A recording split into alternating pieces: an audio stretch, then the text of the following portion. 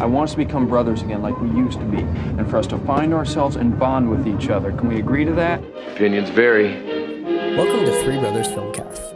I'm Anders Bergstrom, and I'm here with my brothers. It's Anton. And Aaron. My last name is the same as my brother's. And just like a lot of other film viewers, we enjoy using the October run-up to Halloween to dig into our favorite scary movies and celebrate this unique genre of film. In this month's episode, we'll be exploring the mini renaissance that horror films have experienced in recent years, drafting our favorite horror films of the last 10 years. Before we jump into our draft, just a reminder that if you've enjoyed our show as we approach our 5th anniversary this December, we'd love for you to leave a short review and a 5-star rating on whichever platform you use. As a small independent podcast, we really do rely on your promotion to help new listeners find us and reach a bigger audience. If you think a friend would enjoy the show, please let them know. Thanks so much for your support over the years. And now, on with the show. And here we go. The last 10 years have seen a resurgence of horror as a genre. Not only have horror films been reliable moneymakers for movie studios facing a struggling box office post-COVID, and often on a low budget and earning big returns on investment, horror films have also seen significant critical acclaim. We've had the emergence of what some have called elevated horror. Films like Ari Aster's Hereditary or Robert Eggers' The Witch come to mind.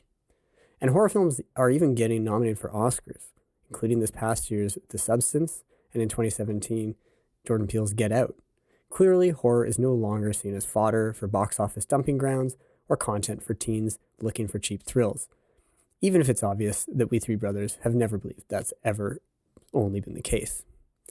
Now, given the strength of the horror genre in the last decade, we thought it'd be fun for each of us three brothers to create a draft of our 3 favorite horror films of the last 10 years.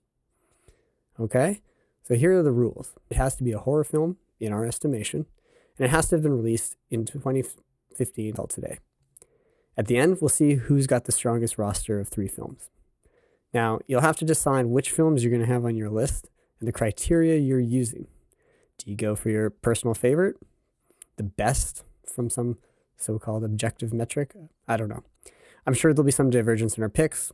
I'm curious to hear what you guys go for. Horror, like comedy, is a genre that tends to elicit really personal responses, so I'm sure we'll have some disagreements and surprises pop up on this list. Okay, Ramblers, let's get rambling. Now, just like a sports draft, I will roll a virtual dice here to decide who goes first, and then we'll get started. Are you guys ready? Sure. I'm just imagining the Adam Silver sound.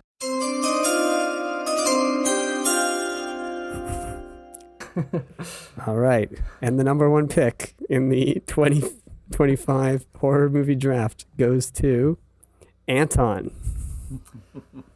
So it'll go Anton, and then Aaron, and then me. I get third. Okay. And it's not a Scorpion draft or whatever where they do the... No. I think we're just doing loop classic around. draft. Is that Okay. fair? We're just doing Classic 1, 2, draft. 3, 1, Yeah. 2, 3. Good. 1, 2, Okay, 3, good. 1, 2, 3. All right, Anton. You're on All the right. clock. Do I have to justify right now, or am I just taking titles?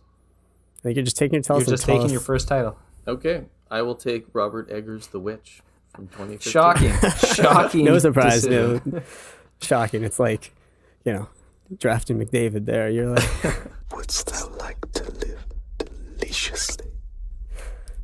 I mean, in a lot of ways, Obvious right? choice. It's the movie that essentially started the elevated horror craze in some ways, right? Like, it's yeah.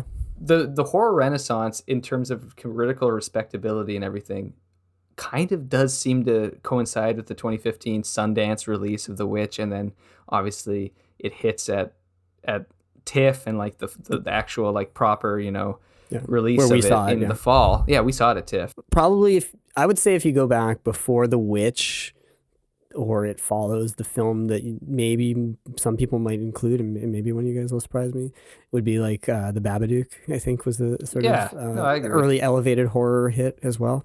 But I Anton, wouldn't yeah, pick The it, Witch. but yeah. Not the right. But Anton, great pick. I think. Anything you want to say more about that? Not for now. Yeah. Okay. Yeah, no, all right. The Witch goes number 1. So I'm going with It Follows because I think It Follows is the best horror movie of the decade. I think it's like Really? one of the Okay. best. one of the best horror movies ever made. I think it's like, in terms of, so if we're going back and I was actually thinking earlier today, I was like, oh, should we pivot? Because I'd watched Pulse last night, Kiyoshi Kurosawa's. Oh, nice. Great film. You know, internet ghost movie. Honestly, so creepy. It made me so uncomfortable watching it. I don't really get scared easily at movies anymore. 2001. And so I was like, should we throw it back to the beginning of the millennia? But then you get into the whole stuff of like, you get the, you know, the found footage craze, and you get all the Descent, and you get like the kind of beginning of the ghost franchises and all that kind of stuff. You get Conjuring. Still get Shyamalan going on. You get the Shyamalan with would Signs count? And then it just, it kind of, I feel like it opened up too many questions if we're doing 3. So we'll stick with the decade, but I would probably say It Follows is the best horror movie of of this 21st century. Okay. I think before that, the last like great horror movie that's on equal footing is Blair Witch. And that's 99. But It Follows is just, I will rewatch it this summer, and it's weird because it's a movie that's kind of set in an indistinct time period, right? Yeah. It's like, in terms of time, because the characters seem to have smartphones and stuff, but there's no real internet elements in the movie. There's no real connectivity online. It seems to be them situated in a very tangible analog world for the most part, because it's more scary that way. But then also in terms of seasons, although it probably was filmed in like kind of late summer, early fall, it really reminds me of like a summer movie because of its kind of perpetual, really late night haze element to it. So when I was watching in June on like a really hot night, because this is a very hot summer, which is probably going to be a thing going forward. But I was just like, man, this movie just captures that atmosphere of like, you've stayed up a little too late and your mind is a little too active and you're thinking a little too much about like the possibilities of the things happening outside the door. And so there's a scene after the initial sequence of the Spectre, because that's what they call it in the movie. Or that's what it's called, but like in the movie they never say that. But that's kind of like the shape in Halloween. It's the Spectre, and It Follows. And I think Halloween's actually probably like the biggest analog absolutely. I mean, It Follows wants to be like that. Yeah. Even the music, right? The amazing Disaster Sea score, which blows my mind. There's a scene right after the Spectre initially shows up at her house, and I think it's one of the scariest things ever, where it's like the giant comes through the door, where it's like, there's nobody out here, there's nobody, it's fine. And then she opens it, and it's just this lumbering, you get this like really deep bass hit, and it just comes down, the eyes are shadows, and it's so horrifying, and she just screams and gets out of the house any way she can. She like flees to the park. And then there's the shot of her just sitting on the swings in the park at night. And there's something so much about that, of like the summers in between high school season, classes, where you're like hanging out at the park at like 2 a.m. and it's just some weird uncanny feeling of, it's summer. There's no actual kids going to the school, but it's a playground, and there's something almost haunted about being at the playground so late at night. I feel like that just captures just how wonderful the atmosphere of that movie is. No, it's a good pick. All right, Anders. All right. I'm going to make my first pick, and it might be maybe the most conventional one of the ones that I've got on my list, other than the ones that you guys, to me, it's like, if you could draft the horror films of the last decade, you kind of, in my opinion, have to have this on the list. I'm going to say it's Jordan Peele's Get Out. Okay. To me, it's, it was, I remember watching it in the theater shortly, like the weeks, maybe second, third week it was out. And it was one of the best times I had in a theater with an audience who was just like really into it.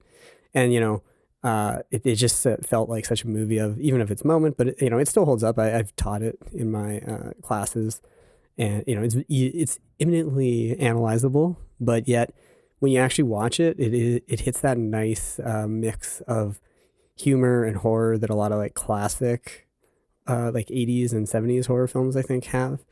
But it still feels like totally of this time period in a lot of ways, and great performances. Some really, really creepy and unsettling moments.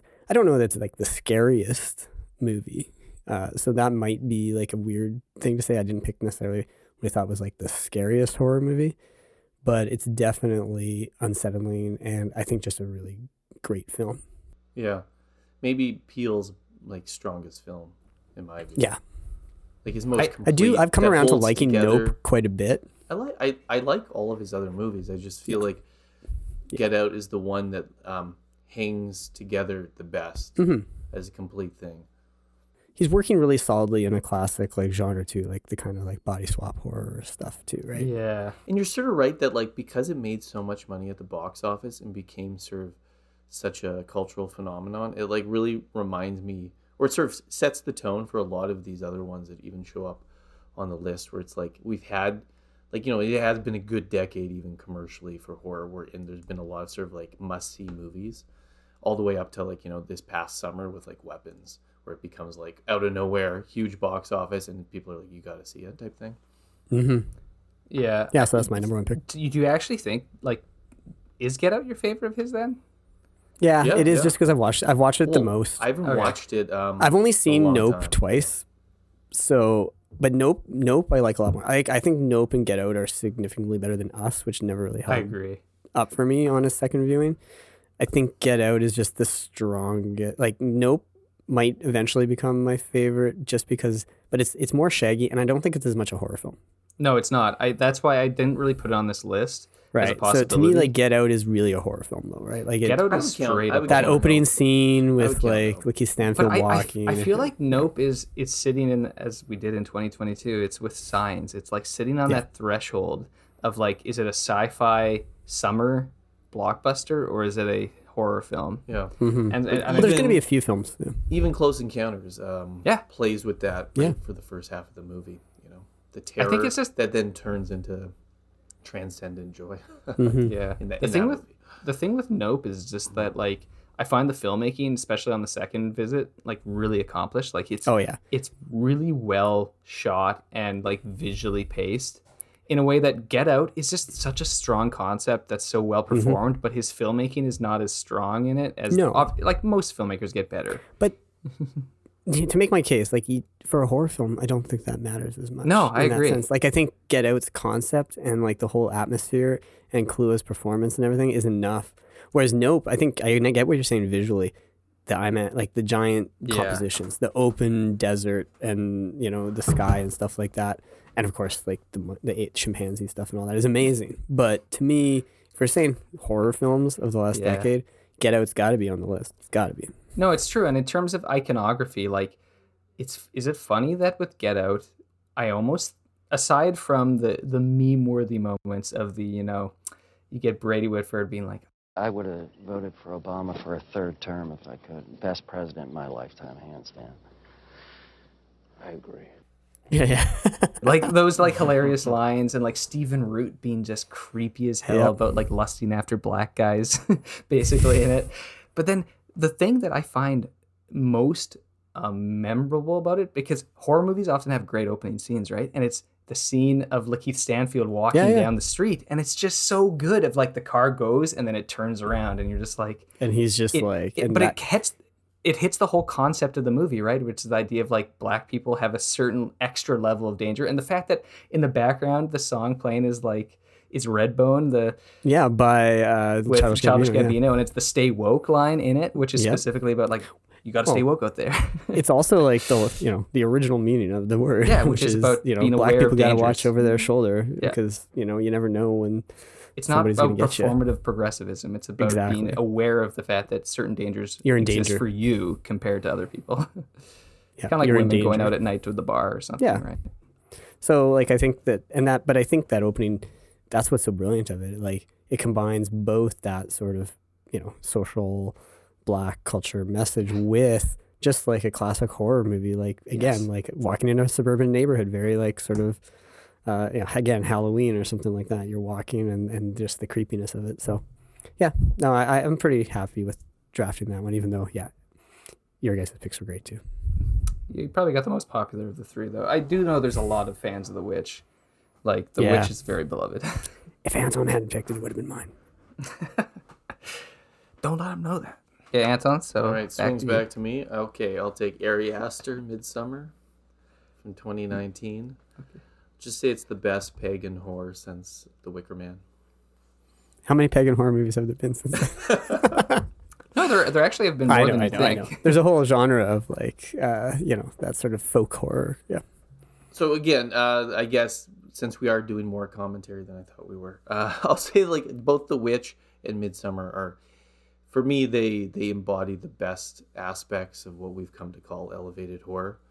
And because, as we've talked about in certain roundtables before, there's sometimes aspects of horror movies that turn me off. And it's not even necessarily the gore or things like that. It's just kind of the degeneration of like the filmmaking. And sometimes horror movies just have a really bad, weak third act. And you're like, oh, and like it just, there's a movie I might even be tempted to put on here, and I'm not going to mention it right now, but you're like, it's the sort of thing where you're like, some of it is so brilliant, and then it just can't hold it together. And what I love about The Witch and what I love about Midsummer for me is that these are films that are like, I find them totally satisfying. I think they hold together so well. And the other aspect is just that I find the thematic exploration of these films to be extremely satisfying. So for me, horror is not just a genre that like I watch to like experience the thrill. Sometimes I just find like a movie like The Exorcist, where I find it terrifying, but I almost like the movie more for its themes and what it's like trying to like discuss than actually just sort of the experience of watching it, which is probably different than maybe how a lot of people experience horror. I don't know. Oh, for sure. But people take a lot of different things from horror. Like some people watch it because they want to be scared. Like you said, you're interested in the intellectual ideas. Sometimes I watch a horror movie actually because I want to laugh. I mean, I watched Evil Dead 2 the other night because it is genuinely horrifying. It's also one of the funniest movies ever made. Evil Dead 2? Yeah. Yeah, no, it's like, it's Looney Tunes. It's ridiculous. Yeah. Not the first one, right? No, No, the second. second You were one. saying the second. The first one's horrifying. Yeah. Like, genuinely. The second one's horrifying in some way. And Army of Darkness is just like pure comedy genius. It's just a good time. Yep. It's just a really good time. Anton, have you seen the 3-hour Midsummer director's cut? I don't know. Like the version I watched was 3 hours, so You might have just watched the director's cut. So when I saw it in theaters, it was 2.5. Okay. There's a 3-hour version. Okay. I couldn't say for sure. I remember it being like a 3-hour experience, like a very long experience, and that actually being like quite effective to the way it's all about, people being invited into a community and then things turning. And I actually think that I know a lot of people sort of thought the movie was like way too drawn out. And there's something sweet about, a great hour and a half horror movie. And it's one of the few genres that sometimes actually comes in at 90 minutes. But that was a movie where Not if it's Ari the Aster. length works. No. Bo is Afraid's even longer. I've yet Also, to actually watch interestingly, that. both of your picks have launched the careers of, or elevated the careers of two of today's bigger young actresses, right? With Anya Taylor-Joy and Florence Pugh. Yep. So shows again how horror films can be like this sort of like launching pad for directors. And it actors. is a genre which has always actually been a great place for, in a weird way, like for female actors have actually sort of like absolutely.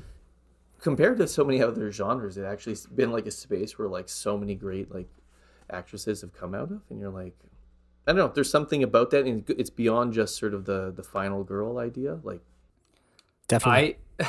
I always think of some of the lines in like I still haven't seen Eddington, and I'm super curious about it, but like Ari Aster is, I got a couple think ones a little to bit. catch up on. I think he's a little bit funnier than he sometimes gets credit for. And to be fair, if you've seen his short films, they're very like blackly, disgustingly funny.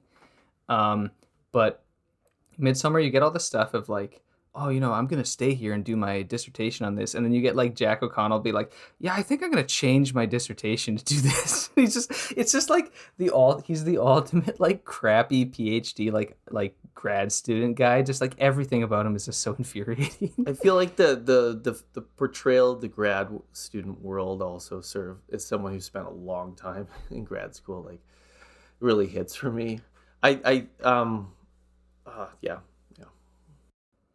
All right, Aaron. Next pick.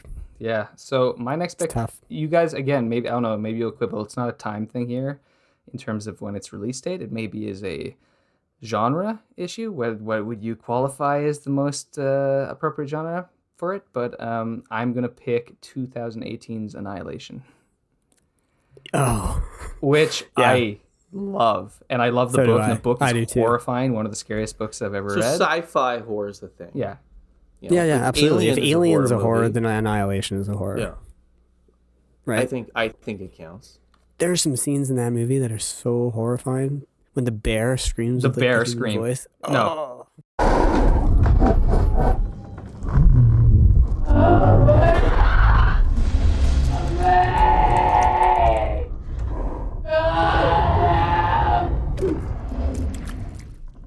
The first time I saw it in theaters, the bear scream, where it's the voice of the people it's previously eaten, is like so. It's such a concept that like hits you in the gut. For subsequent times watching the movie, it's just that scene never fails to give me chills. Like just how horrifying it is. The thing that I really appreciate about Annihilation, I think in the subsequent viewings, and the more that I've dug into the book and come to really appreciate Garland as a director. And I know Garland post Civil War, some people don't like him as much, and I'm a huge fan of Civil War. I thought it was actually like really interesting and provocative, and frankly just like really well made. But Annihilation understands the uncanny and the like beautiful potentials of the uncanny in the same way that it's horrifying, because there are moments in Area X as they go into this zone that are creepy, like super creepy. There's the bear, there's the body that's growing on the wall like a fungus that's like splayed open. There's the horrifying video of like Oscar Isaac cutting the guy's stomach open and his organs are moving. Oh, that freaked me out. But then there's also little moments of like those like deer with flowers growing out of them, like running around. Or like even the whole scene with Tessa Thompson's a botanist character who like decides essentially to become one of the like plants that are like the people that have turned into trees in that like weird meadow outside that village. And it's the movie's really ultimately about like, why do we destroy the good things in our lives? Like, why are we driven to, if we have a stability, we create chaos out of it? She does that in her marriage. She does it in her life. She does it, and then humans do it with the environment, right, around them. So there's all these different elements playing. But then it's out of that, there's this question of like, well, is there a potential for growth out of the destruction? Is it like a forest burning, and then out of the burning forest you get the new growth and the new plant? Like the plants are such the apt metaphor there, because plants are so much more resilient than we think they are. So like a forest burns, but then you get all the wonderful new growth. It's like, it's a weird comparison, but something like Princess Mononoke, right? Where like at the end of it, after the forest has been destroyed, and you get the like wonderful little spores coming up, and it's like the forest is going to come back. It's resilient. It lives. So both those movies, then it's like partly the images and sort of like fantastical things they're portraying seem to sort of like strike very deeply. Like there's aspects of Princess Mononoke which are like, kind of like anime horror at times. Oh yeah. Yeah, I can see that. Yeah. That's a great pick. It's my probably my favorite film that Garland has directed himself. I think it's my favorite of any of the things he's worked on. Like, and I'm a big fan of 28 Days Later. Like that would have been a pick if we were doing the the millennium, like the 21st century. That's like a top of the shelf, like going high in the draft. It's a lottery pick. Yeah, it's now a classic. But Annihilation's my favorite, and I think it is because I've become such a huge. Maybe you can tell from It Follows as a pick too. I've become such a massive fan of the movies that kind of live in that kind of slipstream of genre, but also reality. It's why I love David Lynch so much, right? It's that like weird in between space where it gets at the uncanny, and it's much more scary, but it's a place you want to live in because it's so interesting. And I think that's a key thing, is that like Annihilation Area X scares you, but it fascinates you, and you're like, you want to go into it. And that's why you almost the term is not, I've been rereading some John Wyndham novels since I finished Karamazov, and there was always that kind of classic criticism of Day of the Triffids, his kind of sci-fi horror classic about, everybody goes blind on Earth, and then these mobile carnivorous plants take over and start murdering people. And it's just like, well, the fact that you wouldn't normally be prey to a plant, but you are if you can't see. Yeah, there's a lot of components required to make the premise work. Yeah, and that is the book that 28 Days Later steals the opening of. Yep. Walking Dead steals the opening of, where he wakes up in the hospital. Empty city. A long time later. And it's so, but one of the biggest critics of it, I forget his name, he was this British, guy writing for the magazines in the 50s. He called it a cozy catastrophe, because it's the kind of thing where there's a long sequence in Day of the Triffids where he just kind of goes and hangs out in that nice posh apartment in the city and enjoys the fact that he can get all this stuff. And that is somewhat part of the fun in post-apocalyptic show, any storytelling. And you even get it in 28 Days Later where like Brendan Gleeson and them are going and getting all the food and it's fun, right? And it's this idea like I'm enjoying these creature comforts that when money's no longer an issue, I can really dig into this. It was meant as a denigrating thing to say like, well, it's a convenient catastrophe where it's like it's a threat, but it's not particularly dangerous if you're not an idiot, which is it's a common horror thing, right? Like if you're not a fool, you're not going to be prey to the villain or the monster or something. But I like to think of it as more of like a nostalgic horror element, which is the idea of nostalgia in that true sense, right? Of like it's pain, but it's something you want to live in. It's a feeling that you want to capture onto the emotion of it, and then like physical sensation and live in it. Because it's this. So there's a certain atmosphere that certain horror movies create where The Shining's a perfect example. The Shining is terrifying, but people are lying if they say they like The Shining and they don't want to spend a time in the Overlook Hotel while it's abandoned, because there's something inviting and like kind of almost like the opportunity and mystery and adventure of childhood in the open corridors, and the fact that like you don't really know what's around the next corner, and there's something terrifying about it. There's also something like very childish and like comforting about it, and it's the mix that makes it so interesting.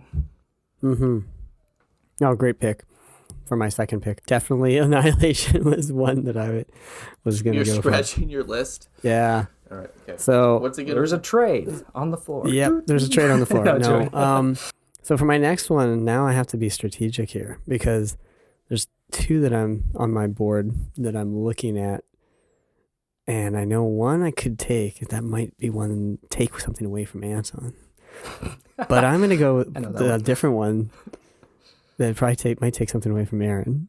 Okay. And that is, I'm picking as my number 2, Skinamarink. No.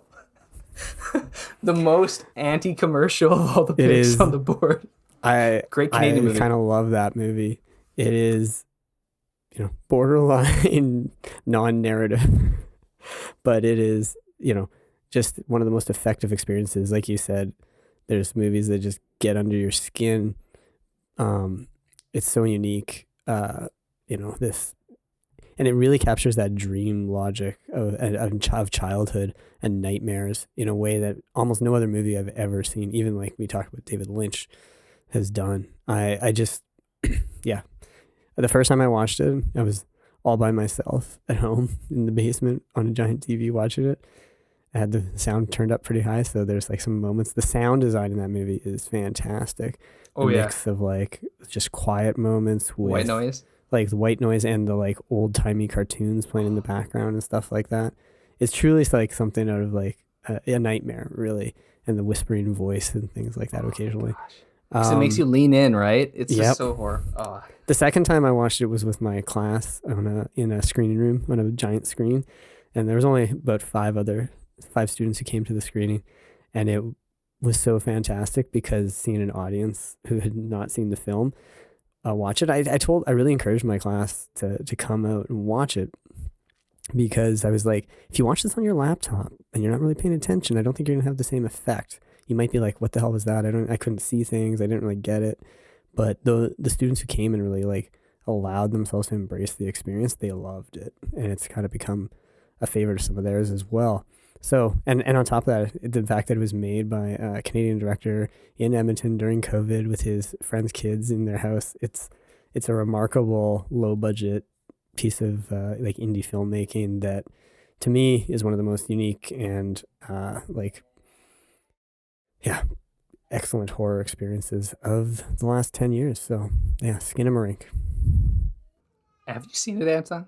I haven't yet. I'm kind of scared to, but you got to see it. So part of the reason why immediately after watching it, I was like, oh, one of the kids in the movie like kind of sounds like one of your boys. Obviously, it was when he was younger, because the ages are younger than your boys. But like, it's a movie that's so impressive in terms of its limitations and what it uses those limitations for, which is always a great thing about horror, right? Horror is low budget.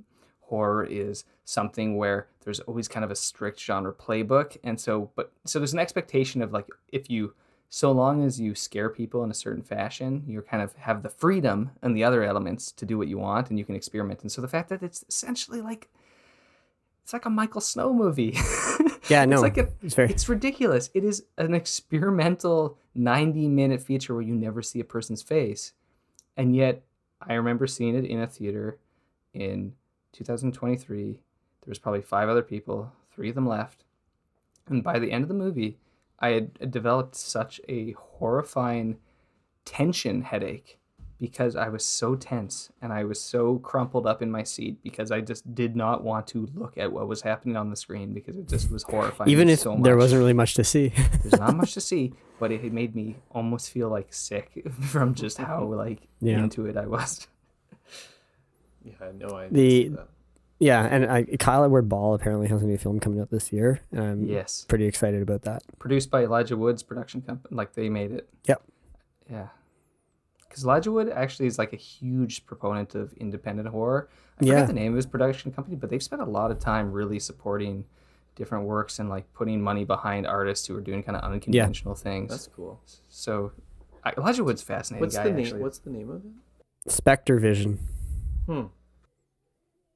Formed by Elijah Wood, along with a couple of friends. So, no, definitely, if you haven't seen Skinamarink, check it out. It's not going to be to everyone's taste, but I think that if you allow yourself to enter into its sort of nightmarish world, you'll get something out of it. Yeah, just on the Spectre Vision thing, the most notable movies that they released under their label were Mandy, the Panos Cosmatos movie. I haven't actually seen it. The Nicolas Cage one. Yeah. And Color Out of Space, which is also Nicolas Cage. Yeah, I've seen both those actually. I need to watch that. Pretty fun one. I should watch that this Halloween. Color Out of Space is fun. I should watch Mandy because I really like Panos Cosmatos' Cabinet of Curiosities. Oh, okay, I haven't seen that. You didn't watch all the Cabinet of Curiosities? No, I haven't seen all Some of them suck, but like I kind of wish it's where I'm like Guillermo's using his powers for good, which I'm curious about Frankenstein. Same. Yes. Okay. All right, Anton. Again, I have a couple of things where I'm trying to figure out which direction to go. All right. I think the movie I was leaning towards, which is probably one of my top movies of this year, I think I'm not going to pick because I feel like I want to watch it again. And there's aspects of it I'm still thinking through. So I'm actually going to go with the Halloween reboot. Nice. From 2018. Yeah. I actually think that David Gordon Green made one of the best slasher movies ever. And it's not, like I get it's like a sequel. It's not like a real reboot, but it's a legacy sequel. But what I also find about it we can't get through an episode without saying legacy sequel. I'm not allowed to. I've been paid to bring up legacy. Yeah. So what I love about the movie is that like people often talk about and sort of toy with how the final girl might sort of deal with the slasher in different ways. And I feel like this is the only movie I've watched where I found like her getting her revenge at the end is entirely satisfying, and like the movie like really works. I just thought, like it was a great variation on it, and it worked for me. So no, yeah. I agree. I mean, I reviewed it for the site. I like it a lot. I think it's really rooted in that like notion of the boogeyman and this sort of return some of that unmotivated evil to Michael Myers. And I was tempted to go crazy and just be like, I'm gonna put Halloween Kills online. Yeah, Halloween Ends. I kind of love it. I would have put the Corey Fan Club. Yeah. Halloween Ends. Hi, you've reached the Corey hotline. $4.95 a minute. Here are some words that rhyme with Corey: glory, story, allegory. Why am I so obsessed with Corey Cunningham as a character? It's a recurring bit on this podcast, but like a lot of people watch Halloween Ends or the whole Halloween trilogy, and they kind of dismiss it out of hand, the Gordon Green one. And I don't get that. Twofold, because one is that however much I enjoy a lot of the Halloween sequels, I've seen every single Halloween movie, and on the whole, the Halloween franchise is better than a lot of horror movies. I franchises. agree. There's more interesting segments, and even something like Halloween 2, which is not like a great movie. It's totally fine, and it like works as a movie. It's a nice little sequel. But none of them, except for the original, actually has Michael Myers be scary. Mm-hmm. And then the 2018 one was like a great reminder of like, oh yeah, there's something like horrifying about this guy preying on people, just having like going about their Halloween night in this suburban town. Like it brought the danger back to him as this, this shape that haunts them. Yeah. And there's some vicious scenes, and it's also really funny. Yeah. Like I always think about the little kid. Oh shit. Yeah. It's so good. It's such a great scene. But it's also scary. And Jamie Lee Curtis might have won the Oscar for Everything Everywhere All at Once, which I think is stupid that she won it for that. Like I love Jamie Lee Curtis, but that's not. She's done a lot of good work even recently. It's not a great performance. Not a great performance, but she's really good in the Halloween reboots. Yeah, like those are really good performances. And it seems almost like acknowledging that, well, we can never actually give it to that kind of genre movie. So we have to, we'll just kind of pull a legacy thing. It's like, oh, it's for all of that, So now I'm like, is this one of my more satisfying bringing back an old character in a legacy film? It might actually be one of my more satisfying. I think it probably is. Well, just go through them, Anton. So think about Force Awakens. The whole Star Wars movies don't satisfy with Luke. That's actually the primary frustration with them. Jurassic Park doesn't. Jurassic Park brings them in really late. Doesn't. Blade Runner 2049 brings in Deckard very late, and he's not really the key. Yeah. It's Ryan Gosling. You could have made that film without him. It hinges on Ryan Gosling. Like, he didn't have to be in the movie. It would still be a very good movie. Exactly. T2 Trainspotting, very different thing. But, so I just don't think it really counts in this kind of scenario. Tron Legacy, I don't know, Jeff Bridges. Well, because he becomes the dude as well, right? Clue. Yeah. The weird, smoothed out Jeff Bridges. And I had to remind Dad that he had seen the Tron movie. He's like, oh, should I see the new Tron? He's like, do I have to watch that? I was like, you've seen them. He's like, you have watched it. Maybe that says something about the weakness of Legacy, even though it's visually stunning. It's a very beautiful movie. All right, is it up to me now? You get one, and then I get one last one. Okay, let me look at the list. So, do I go towards? So I'm torn here. I'm not going to talk about which my options are, but I'm going to talk around them. And it's, do I go back to a familiar well that we've already talked about one of the films and filmmakers, or do I go to a more kind of conventional genre bent that maybe gets a little bit of a different feel compared to my two picks, which are a little maybe higher brow? Maybe I'll do that. Okay, I'll leave one on the table. So if Andrews wants to pick that up later, but I will go with 2022's Pearl. Nice pick. And nice pick. So it's Ty West's film. It's the Pearl over X. Okay. Oh yeah, no, I think it's the best one. It's the not really accidental, but kind of fortuitous prequel of X. Where it's the villain of X, but it's her backstory back in 1919, right after World War One. Also starring Mia Goth. The reason why this came together in terms of backstory is that they filmed X in New Zealand, and then COVID hit, and he's like, I have this crew holed up here. I have this backstory that me and Mia Goth wrote. Why don't we just film another movie if we're just going to be stuck here? Yeah. And then it's one of those crazy things where you're like, wow, you ended up with a movie that just was born out of a character sketch, and it's excellent. It's really driven by her performance. Which is fantastic. More than most horror movies, I would say. It's like I compared it at the time to Psycho. It's like a Pearl is a Norman Bates type in that she's like a delusional protagonist, like a true anti-hero, psychopath, but very sympathetic, exceptionally performed, and is just the performance is so engrossing that it captures so much of it. Although it's also just a very good kind of, I don't know if slasher is the right term, but kind of. The two things that I find so strong about the movie beyond Mia Goth's performance, one is that the ability to actually situate itself in the time period with lower budget. It's actually quite convincing as a 1919 film.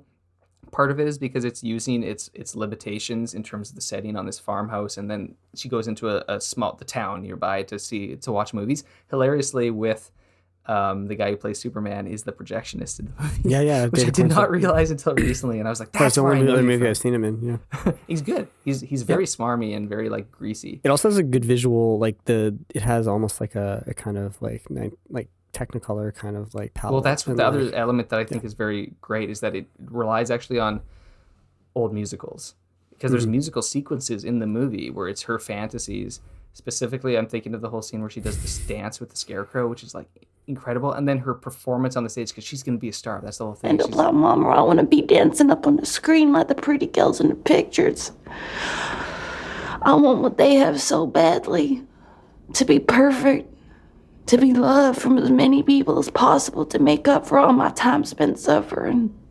And then when she finally does this audition, and you see her audition in her mind, and it's this like marvelous kind of vaudevillian kind of Broadway performance of, funny, and it's so like the rhythm is amazing and everything, and that's just so good. But like it really does come down to the Mia Goth performance, and I think people are just like overdoing it when they complain about her, and in about that movie, in the sense they're like, oh, like her monologue at the end is like overwrought, and I was just like, subtlety and like I understand that there's something really good about a performance where characters don't have to like speak their mind, but there's also something marvelous about like, let's just do a close-up and watch a really good actor perform really intensely for 5 minutes straight and just like pour their hearts out. And it's where she's like confessing to her sister-in-law, and it's just so horrifying when you realize that the other person's like finally starting to get that, like, oh, you're like confessing to killing people and like all these like psychotic thoughts that you have, and she's asking for sympathy. And then the key there is that she pours this out and she's crying, and you're like, oh my God, there's a human being here, even though it's monstrous. And then you realize when she picks up on that, like the person sitting across from her is not reacting in the way she wanted. And then it all of a sudden turns back to threat. And you're just like, it's just so good in terms of a horror villain. It's like instantly like an iconic character. I think her delusions and the whole thing, I don't like reality, that whole thing is interesting, and it kind of actually thematically strengthens the other films. Oh yeah. Right? With like their whole like, I will not accept a life I do not deserve. And like the whole like quest for stardom, and what are you willing to do to degrade? What does Hollywood mean, right? Because the other ones are so situated in the idea of Hollywood as this escape. Yeah. Whether it's, like it's but the horror skin of that. flicks, or it's the like 80s. Yeah. Maxine.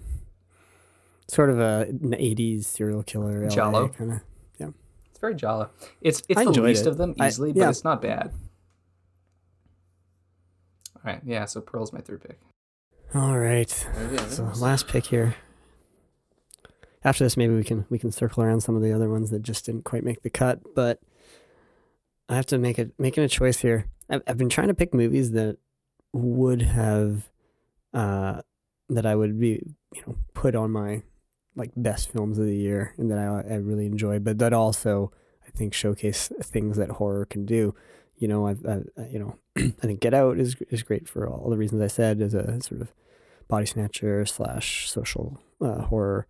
You got, Skinamarink is borderline avant-garde with, low budget, psychological, supernatural kind of thing. So I'm going to pick a film that maybe, again, some people might quibble. Is it horror? I thought it was very scary when I watched it. It's about like the horrors that you might encounter on the road as a band. And it is 2016's Green Room. It is, I think it's tense, scary, and just really good. Jeremy Saulnier directed it. I think it, Anton Yelchin in one of his last roles, and a really terrifying performance by Patrick Stewart as the leader of the Skinheads. I know. It is. His pit bulls are terrifying in that movie. Yeah. So it's a genuinely like scary movie because it also does the thing that a lot of movies that if it was just a thriller, I don't think would do, which is that you genuinely don't know if any of the characters are going to survive because it, like it's willing to like kill people off and stuff. Mm-hmm. Yeah. So here's the question, Anders, because watching more Carpenters in October, we recently watched Ghost of Mars, and perhaps sacrilegiously, like I think it's kind of fun. No, it is. It's a fun movie. It's a fun movie. But it's a riff on Assault on Precinct 13. Well, is this also? Is Assault on Precinct 13 a horror movie ultimately? It might be. Because I think if Green Room is, Assault on Precinct 13 is. Because it's about this, like, it's about survival, right? I think a lot of zombie movies also fall into that kind of, it's like the idea of like the whole idea of barricading yourself in and having to like survive this like onslaught. I think that's, and like how characters team up and like, things like that. I think it's there. I think, I could buy Assault on Precinct 13 as a horror film. Again, a film where Carpenter dares to do things that are, like kill a kid and stuff like that. That it's like pretty horrific and like nightmarish.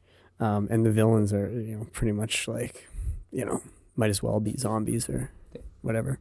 I mean, Green Room is it's very similar in the sense of the stakes because like it dispatches with people brutally. Yep. And I just the moment it turns and they realize they have to lock in and there's the shot, it's still like burned in my brain. So I saw this as a press screening back in 2016, and people were like digging. It was there's the cliche of I was digging into the like my nails into the seat rests, and that was one of those screenings where like people were completely on edge and like so tense throughout that screening. Movie. And the scene, but the moment in the early going when they realize things are going wrong and he's got to close the door, but the guy's stuck something there and he puts his arm out and immediately gets it like slashed horrifically. It's just so like, there's something in horror movies about sticking your arm into a place where you need something. Temple of Doom makes the most fun. It's not a horror movie, but it's got horror elements of like, absolutely. He's got to go through the bugs and like pull the thing. It's like a sense memory of like, if I put my arm through a door, I'm just going to get it cut. Yeah. I mean, there's so many other ones that I could have chosen. Some of the ones you guys chose would have made my top 3 if I had an earlier draft position. But, there were a couple of the others that I was debating, batting around. The one I was wondering whether Anton would go for is complete the elevated horror trilogy and pick another Eggers with Nosferatu. Yeah, so I was thinking which is pretty great. I suspect, Anton, you were talking about 28 Years Later, which I think is really strong. Yeah, like if we were doing our original plan was just to do you sort of have your top 3 picks. I was going to do The Witch / Nosferatu. Because in some ways, maybe, I probably need to watch. It's been a while since I watched The Witch. I think Nosferatu is like also like a masterful movie. They're different. But if I was like, what are my top movies of the year? Like Nosferatu was one of my top movies of last year. And both those movies go on my short list for, the 21st century. Of the decade or the century. 28 years later, I feel like there's aspects of that movie I love. It probably was one of the best experiences I've had at the movie theater this year. And kind of want to see like the other movies to sort of, and maybe rewatch it to sort of wrap my head fully around it. I love basically the first 40 minutes and the expedition to the island with the dad and the son, and then sort of those strange intercutting of boots and like the Robin Hood footage and stuff. Like it's just, I thought it was like so fascinating and interesting and like not what I was expecting for this late sequel. Alex Garland again, right? Yeah. I probably like The Lighthouse. Eggers wouldn't make my 3, right? But like, there's another movie. I think everything Eggers is. It's like borderline horror, right? Like that's absolutely. I think it is. It's cosmic horror. Yeah, it's Lovecraftian, right? Absolutely. Yeah. In the true set around that area. I guess the other movie I wanted to movies I wanted to bounce off you guys was, what do you think? I don't think, Anders, you've seen Weapons, but Aaron, like, No, I haven't seen it yet. I'm tempted to like have something like Barbarian can't make my top 3 because I don't love it. No, I agree. But there's parts of that It's movie so that notable. I think are so good, and the No, I premise agree. is so good. Just the cut to Justin Long driving in the Yes. car is like so strong as like a just narrative whiplash. Yeah. Of like, I'm gonna control you in terms of you see the thing in the basement and you're like, oh my god, cut, boom, it's just him blasting down the highway. Yeah. And so I'm gonna say that, like, I think, you know, Zach Cregger has really, he's with Weapons, the success of Weapons, which Yeah. I also liked. I don't love, but I also really But liked. it's got moments that are awesome. It was a really, some awesome moments, and then also just a really good experience in the movie theater. I feel like he's building himself a name where you're like, he's becoming another person like Jordan Peele, where the name is now like an event. Like, he's had 2 now that deliver sort of like a unique experience.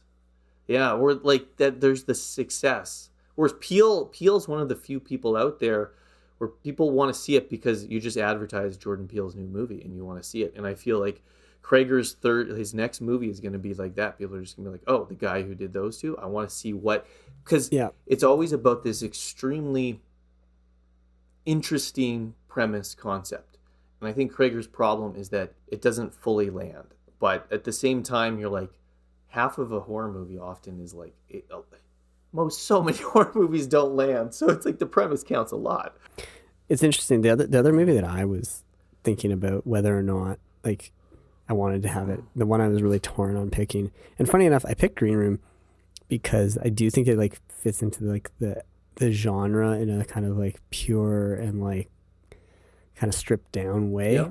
But a film that's extremely baroque and horrifying, has scenes of absolute horror, but I'm not really sure it's a horror film, is Darren Aronofsky's Mother. Yeah. Which I love, and has some horrific stuff, and actually has some similarities with even some of a film like Skinamarink or something like that in some weird way. But I just didn't think that I would even want to like say it's only a horror. Like, it's interesting, like the kind of movies that, like, you know, Black Swan was nominated for the Best Picture, and then last year The Substance, a film I didn't really much care for, to be honest. Like, I admired, like I mentioned, I think it is on odd our that Oscar that's podcast, I admired its like makeup effects and stuff because it's just so gross. It lends, almost goes into Brian Usna territory, but it's not like, I don't think it creates a compelling world and things like that. It's just interesting that was the horror movie of recent times, basically since Get Out, that they decided they could throw on the list. And I guess it seems then that the Academy requires a certain level of like social commentary for them to feel like they can sully their hands with horror. Exactly.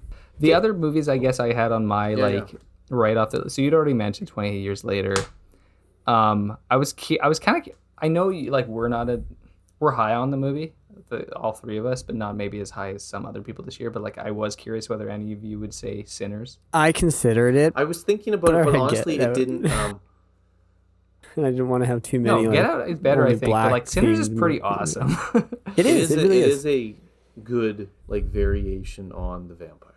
So that's on there. Train to Busan, the Korean movie, the zombie film. It's a nice combo just like a of really confined good zombie setting plus zombie. Yeah. You know, I've never watched that one yet. It's awesome. It's worth watching. Yeah. One of the better zombie movies of recent years. And then, you know, I do really love the 2022 Scream. You guys gave us the word. Yeah, you guys like I actually really like the Scream 6, to be honest, the one in New York. With Ghostface with the shotgun. Yeah. So I did not realize. So the next Scream movie isn't the creator is just directing it himself. Like Kevin Williamson. I think he's just directing. That would be kind of awesome. I'd like to see. Okay, interesting. But Nev Campbell's going to be back in the next one. Okay. So apparently it's So like then Nev Kevin Campbell Williamson, that makes and Courtney Cox. The thing is that apparently they're bringing back David Arquette. Oh, what? I don't know how they're going to do it, but apparently he's cast in it. Okay, interesting. Yeah. Anyways. The other movie that was a lot of good films. I do think Scream. Sorry, I do think the Scream series is the only horror series, like literally the only one without a bad entry. Force Sweet, man. It's just a non-stop Creed soundtrack. Force Sweet. Well, it's So 2000s. Okay. Doing some movie that none of us picked that I probably wouldn't if I'm drafting only 3. But if someone was talking about important horror movies of the past decade, It, the first one. Oh, yeah. The movie made a ton of money, and guess true. what? Pennywise is like as well known now to young kids as Jason or any of the other horror icons. It's true. Like, It's true. It is a classic, even if I don't think it's a perfect movie. It's kind of established itself as I think part of the problem is that the second half of the book, like sequel that they did, really wasn't as good.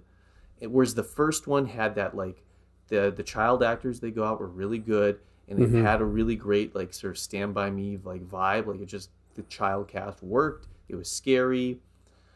It made a ton of money, and then the second one kind of like it's one of those things where it kind of like it's not satisfying and it kind of just like casts like a shroud over sort of like people's interest in it. Yeah, it's kind of the definitive Stephen King adaptation of the last decade. Yeah, and you're right, because then the Stephen King and who always In a is, year when we've had like 3 or 4. We got more coming. All right, so recapping. Let's just recap quickly. Which are our picks for? without comment, I had The Witch, Midsummer, and Halloween 2018. And I had It Follows, Annihilation, and Pearl. And I had Get Out, Skinamarink, and Green Room. So let us know what you think of who's got the best roster of horror films. You can comment on our YouTube channel or social media, wherever you interact with us. Thanks for listening, and we'll catch you next time. Goodbye, Mr. Bond. I bid you farewell.